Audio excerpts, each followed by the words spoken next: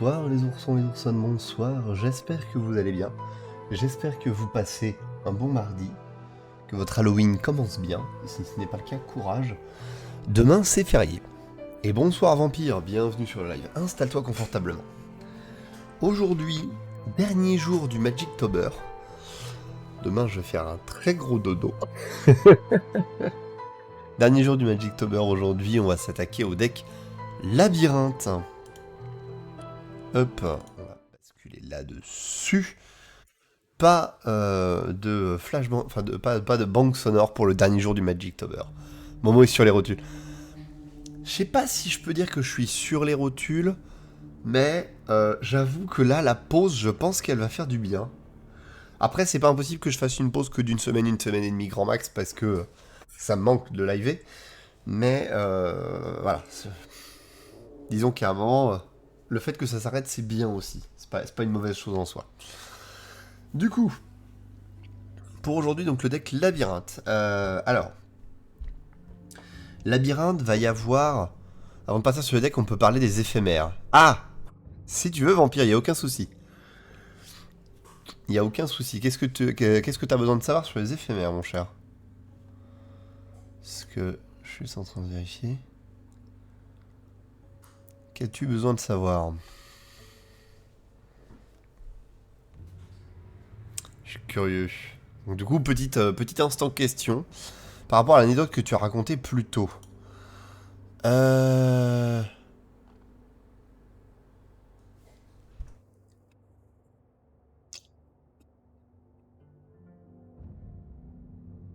L'anecdote racontée... Ah oui, si. Alors, ouais. Oui, je remettais pas. Avec ton collègue qui avait regardé ton... Oui, parce que je remettais pas parce que j'étais en train de regarder sur mon Discord. Je me disais, mais de quoi j'ai parlé? Non, bah oui, non, sur le Discord du Ralas. Alors, pour remise en contexte, en gros, mes collègues savent que je stream, mes collègues savent que je fais du Magic et que je suis à fond dedans. Et donc, un de mes collègues a montré à un de ses potes qui joue à Magic, un de mes lives, collègue qui a voulu faire le malin, en disant, mais il raconte de la merde, les éphémères, ça se joue pas. Il dit qu'on peut jouer les éphémères pendant le tour de l'adversaire, sauf que c'est faux. C'est quand même un peu le but de l'éphémère. Alors, en vérité, Vampire, techniquement, même si on ne pouvait pas jouer les éphémères pendant le tour de l'adversaire, il y aurait quand même un intérêt qui est que l'éphémère, on peut le jouer aussi pendant la phase d'entretien, pendant la phase de combat et pendant la phase de fin, contrairement au rituel. Donc déjà, même pendant ton tour, c'est pertinent de pouvoir jouer des éphémères.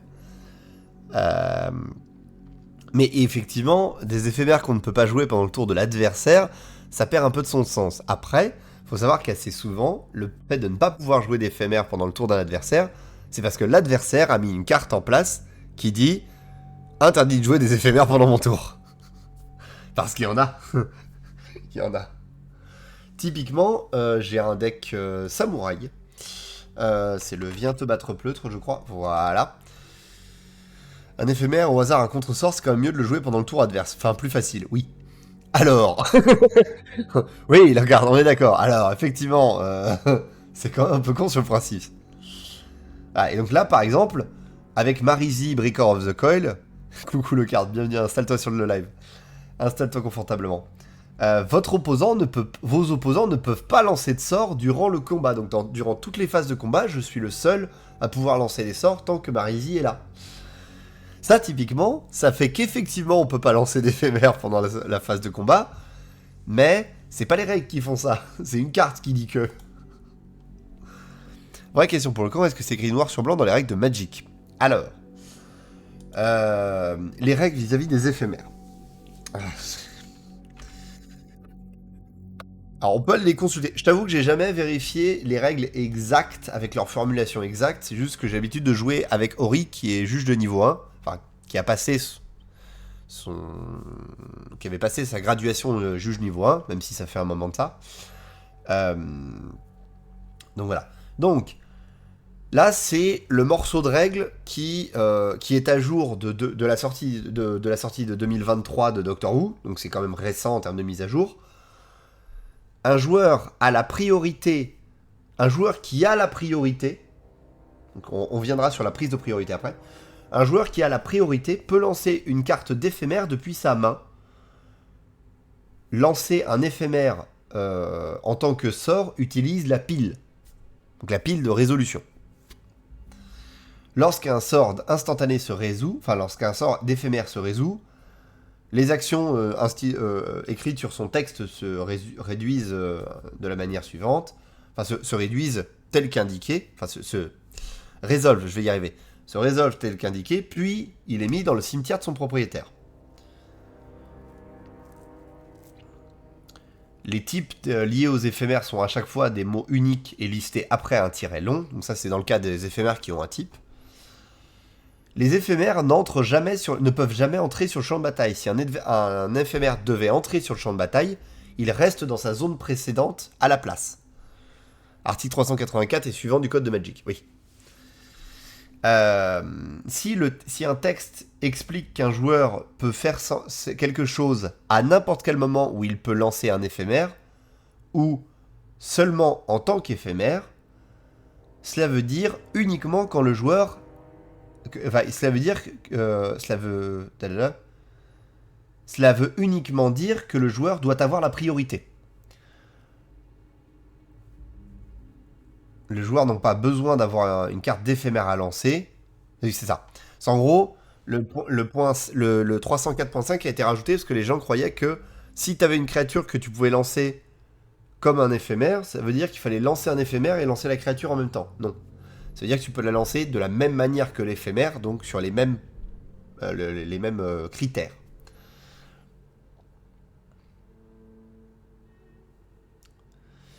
Alors, sachant que si une capacité ou une carte ou autre t'empêche de lancer des sorts éphémères, et c'est bien précisé, sorts éphémères, tu peux quand même utiliser des sorts qui se lancent comme des éphémères, donc des sorts qui ont le flash. Parce que c'est pas considéré comme étant le même wording. C'est pas considéré comme étant des éphémères. Voilà. Donc si tu lances un sort créature avec le flash, même si tu le lances en éphémère, techniquement tu ne lances pas un éphémère. Donc c'est pas considéré de la même manière en termes de détection magique. Voilà. Donc voilà pour le point règle, pour ceux que ça peut intéresser. De manière générale, le wiki MTG anglais cite à chaque fois les points de règle dès que vous lui entrez une capacité ou un type de carte. Donc n'hésitez pas à aller le consulter, c'est tout en anglais par contre. Mais ça permet de pouvoir cadrer un petit peu les choses. Voilà. Et du coup, la prise de priorité, parce qu'on peut le lancer quand on prend une priorité, mais prendre une priorité c'est quoi ? Prendre une priorité, en fait, à chaque fois que votre adversaire va faire presque n'importe quoi, vous prenez ensuite la priorité.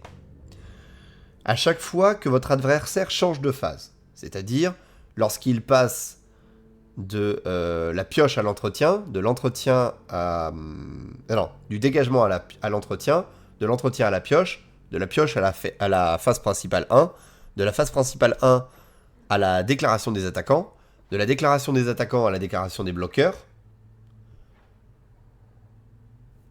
Jusque-là, alors, donc, quand ensuite on entre depuis la résolution des blessures vers la deuxième phase principale, puis quand il entre de la phase principale secondaire à l'étape de fin, voilà. Tout ça, déjà rien que sur un déroulement d'un tour, ce sont tous les moments où il y a une il y a une priorité qui se déclenche et qui te permet en tant que joueur de réagir et de lancer un éphémère. Le moment où tu passes de déclaration des bloqueurs à résolution des dégâts, lui, ça déclenche pas de priorité. Donc tu peux pas lancer d'éphémère.